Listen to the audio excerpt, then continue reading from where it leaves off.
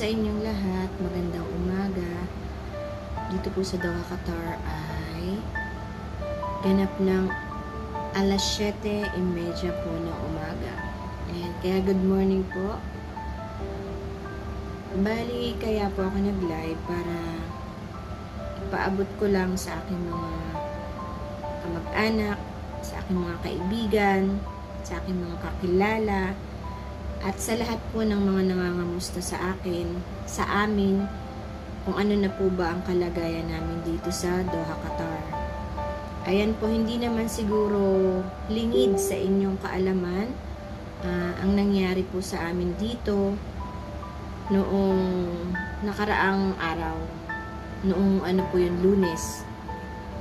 So, nabalitaan niyo naman po siguro kung ano yung nangyari, pero sa awa ng Diyos po, eto kami ngayon. At gusto ko lang pong linawin sa inyong lahat. Gusto ko lang din pong sabihin sa inyo na po nagdaan po tayo sa sitwasyon na talagang nakakatakot. Na talagang sa hinaba-haba ng pagstay ko po dito sa Qatar, ngayon ko lang din po naranasan yung ganong takot at nervyos talaga. So, alam po yun ng mga kababayan natin dito sa Doha, Qatar. So, bali, 21 years na po ako dito sa Doha, Qatar. At first time ko po talagang maranasan yung ganong sitwasyon. Kaming lahat. Kaya talagang yung aming pangamba, lalo na po sa aming kaligtasan, ay nandun na. So, ngayon po gusto ko lang ipaalam sa inyo, sa mga nangangamusta sa aming kalagayan. Gusto ko lang sabihin sa inyo na sa ngayon po, maayos na po ang aming kalagayan dito. Huwag na po kayong mag-alala. Back to normal na po. At sinisiguro naman po ng pamahalaan dito na kami po ay safe at talagang iniingatan nila. Kaya lubos po kaming nagpapasalamat sa pamahalaan dito ng Doha, Qatar dahil sa patuloy nilang pag-iingat sa amin. Ayan, sinisiguro po nila ang aming mga kaligtasan, lalo na po ang mga OFW dito sa Doha, Qatar. Kaya wag na po kayong maniwala sa mga nagpapakalat ng fake news na meron pa rin po ditong hindi magandang nangyayari.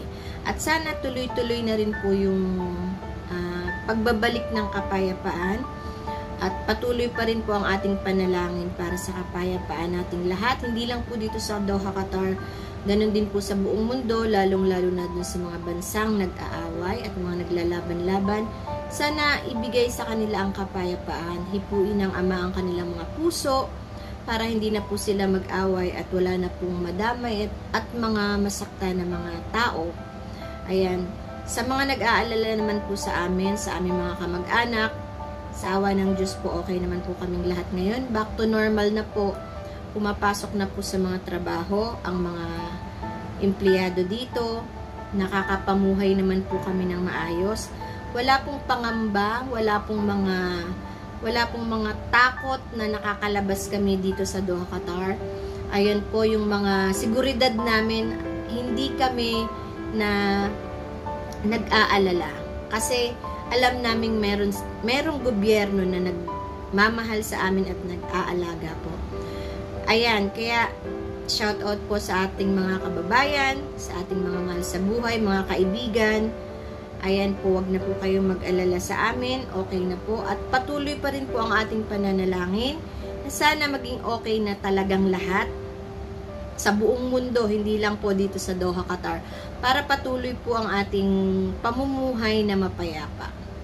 At dito sa aking video, ipapakita ko po sa inyo kasi lumabas kami ng umaga para makita nyo po kung gaano kapayapa dito sa Doha, Qatar at hanggang gabi po. So makikita ninyo at hindi po ito fake news, okay?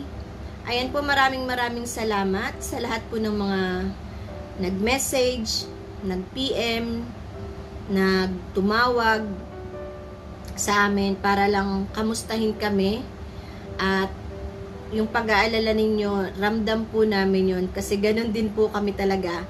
Gusto ko lang maikwento sa inyo ng konting-konti lang. Noong araw na yun, Actually, nagsusumba po talaga ako nung time na yun. Kasi Lunes yun, araw ng Zumba. So, naka-live pa ako. And, narinig ko, nakita ko dun sa phone ko, tumatawag po yung asawa ko. And then, nagulat ako kasi nga naka-live ako, pero tumatawag siya. Ayun. At ibinilita niya sa akin, at agad-agad niya po akong pinapauwi. Ayun po, tinigil ko yung pagsusumba namin. Talagang, i-share ko din dun sa mga kasama ko na yun nga po yung nangyayari. At umuwi na kami para sa amin din kaligtasan. So, ayan po. Eto po yung video. Panoorin nyo na lang para sabihin nyo po na hindi po ako nagsisinungaling. Ayan sa ating mga kababayan dito sa Doha, Qatar. Lubos pa rin po ang ating pag-iingat. Maging mapagmatsyag, alerto. At lagi po tayong mag-update. Lagi po tayong manood ng mga balita. Lalong-lalo na po sa ating mga paalala ng ating embahada. Lagi po nating sundin dahil sila rin po ang nakakaalam kung paano tayo ingatan. Ayan po. Pero para sa ating mga sarili, lagi rin tayong maghanda at ang panalangin ang wag po nating kalimutan. Ayan, magandang umaga po at mag-ingat po tayong lahat saan man tayong sulok ng mundo naroon. Maraming salamat. God bless you all. Bye.